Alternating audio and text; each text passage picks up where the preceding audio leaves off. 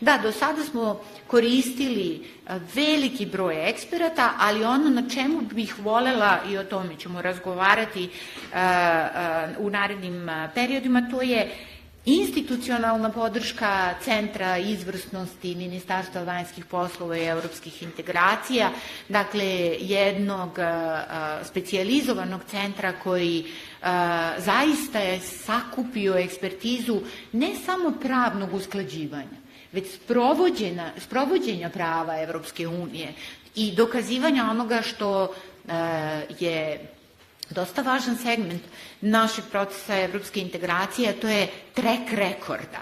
To je znači opipljivih rezultata da ste vi zaista i uveli standarde evropskih integracija. No, drugi segment je podjednako tako važan, uloge procesa evropske integracije, a to je, opet se pozivam na ono što su i ministar Dačić i ministar Grlić Radman rekli, to su pitanja koja zapravo jesu deo našeg pregovaračkog procesa, a ja ću sve nas ovde zajedno podsjetiti. Nova metodologija zahteva da bilateralna pitanja postanu u velikoj meri rešena ili na dobrom putu rešavanja pre stupanja države u članstvo u Evropskoj uniji. I koncentrisati ključne zamerke koje države članice imaju u tom procesu je vrlo važan segment pregovaračkog procesa.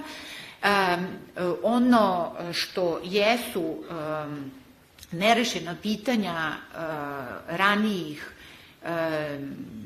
razvoja odnosa jeste koncentrisano u ovom momentu u poglavlju 23.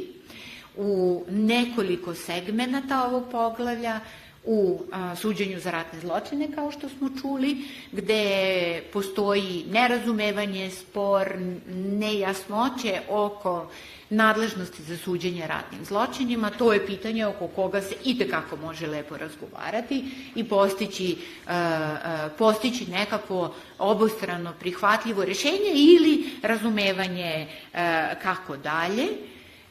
Tu je dalje, dakle, i pitanje nestalih. Tu se nalazi i pitanje, ali u drugom segmentu, zaštite ljudskih manjinskih prava, politička participacija nacionalnih manjina, to je već zadužen gospodin Žigmanov, to je horizontalno pitanje, nije vezano samo za jednu nacionalnu manjinu i to je jako težak proces nalaženja najboljeg rešenja prihvatljivog za sve nacionalne savete.